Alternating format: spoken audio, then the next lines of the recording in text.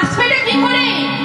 যেটা শুনলে লাভ হয়, যেটা শুনে মতি হবে, যেটা শুনলে ভবপারাপার হয়ে যাবে, আজকালের মানুষরা সেটা শুনতে তাদের কষ্ট হয়ে যায়।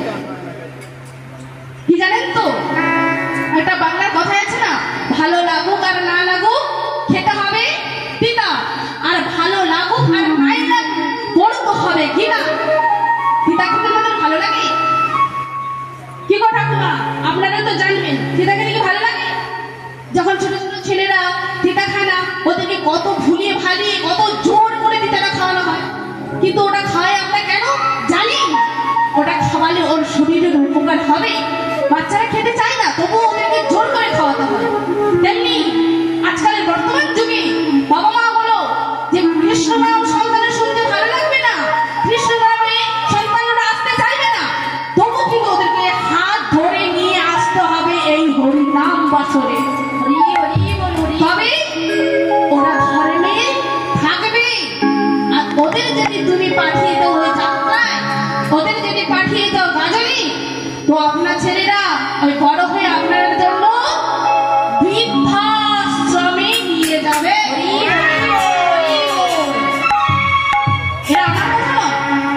এটা আমি বলছি, এটা আমার মন করার কথা নয়, এটা শাস্ত্রের কথা। তোমার ছেলেকে মানুষ করতে হবে তোমাকে, তোমার ছেলে মানুষ করতে হবে তোমাকে। তোমার ছেলে একটা হলো কাদার গড়া, কাদার গড়াটাকে যেমন করে আপনি আকৃতি দিবেন তেমনই আকৃতি হবে। আপনি পুতুল বানাবেন পুতুল হবে, ছাতা বানালে ছাতা বানানো হবে, বাঘ বানালে বাঘ বানানো হবে। তেমনি ছোট ছোট সন্তানরা হলো সে মাটির মতো, যেমন ভাবে লালন পালন করবে তেমন ওরা মানুষ হবে। আর ভালো লাগুক আর না লাগুক পড়তে হবে গীতা।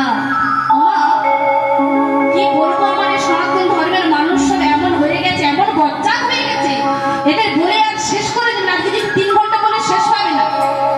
আমি যখন বাড়িতে থাকি, আমার বাড়ি থেকে কিছুটা মুসলমান পল্লী আছে, ওখানে শোনা যায় যে ওদের ভোরবেলা একটা আজান হয়, আবার দুপুরবেলা একটা আজান হয়, আবার বিকেলবেলা একটা আজান হয়, আবার সন্ধ্যের সময় একটা আজান হয়। তাই আমি মনে মনে ভাবি, এদের আমি সময়টা কিন্তু ঠিকঠাক জানি না, কিন্তু এটা হয় আমি শুনেছি, বাস্তব বলছি মা, আমি শুনেছি, আমি একবার কান দিয়ে মন দিয়ে শুনেছি, দেখেছি, শুনেছি। কিন্তু মা গো, আমার সনাতন ধর্মের মা, ওদের কিন্তু শুধু বাবার নয়, ওরা নামাজ পড়ে শুধু ছেলেরা নয়, ওদের ছোট ছোট ছেলে বলুন মেয়েরা বলুন, সবাই মেয়েরা মসজিদে যায় না, কিন্তু ওরা বাড়িতে নামাজ পড়ে।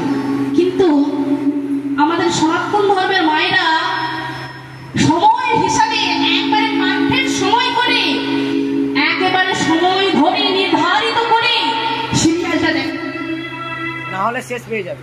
সিরিয়ালটা দেখতে পারে কখন যে কোন সিরিয়াল হলে সব আমি কিন্তু জানি না কি সিরিয়াল হয়, কিন্তু আমাদের সনাতন ধর্মের মা ঠাকুমারা, বৌদিরা, আমার কাকিমারা সবাই কিন্তু ওই সিরিয়ালটা সময় করে দেখতে পারে।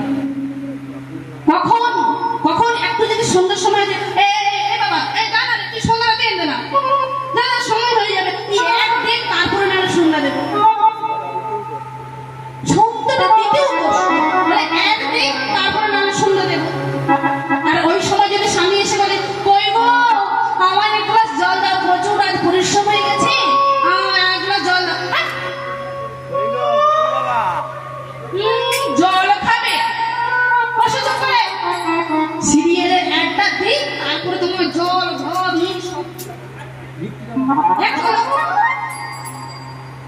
কি অবস্থা দেখুন, কি অবস্থাটা ভাবুন। কিন্তু মুসলমানের ধর্মটা তারা ঠিক বোঝাই করে করে, যত জল হোক, যত ঝড় হোক, যত বজ্রপাত হোক, তাদের ধর্মটাকে ঠিক বুঝিয়ে রাখছে। কিন্তু আমি সবাই কথা বলছি না, আমার উপরে কেউ রাগ করবেন না, আমার উপরে একেবারে কেউ রাগ করবেন না, করলে মুখের সামনে করবেন। আমি সবার কথা বলছি না, আমার মাও আছে এখানে। আমি এসে দেখলাম খুব সুন্দর, খুব ভালো লাগলো যে না আমি সন্ধ্যের মুখে এসেছি, তো এসে দেখলাম বেশ কিছু মায়েরা এই সন্ধ্যা আরতির সময় এসে মাথায় কাপড় দিয়ে হাতে তালি দিয়ে সন্ধ্যা আরতির গান করছে, নাম করছে, সবাই মিলে একসঙ্গে মানে তুলসী পরিক্রমা করছে, সবাই মিলে একসঙ্গে আছে।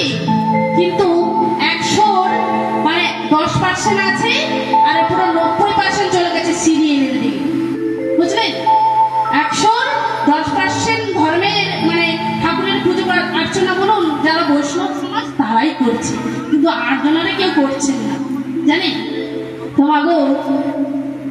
আমাদের আশা এখানে হরিনাম সংকীর্তন গাওয়া আমার শুধু একটাই কারণে, যাতে সবাই একটু ধর্মে আশ্রয় করে, সবাই যেন একটু প্রভুর নাম করে, সবাই যেন একটু সেই বৃন্দাবনে যায়, সবাই যেন একটু গলায় তুলসীর মালা রাখে, কারণ তুলসীর মালাটা রাখলেই তবেই তো চেনা যায় তুমি সনাতন ধর্মের মানুষ বলে।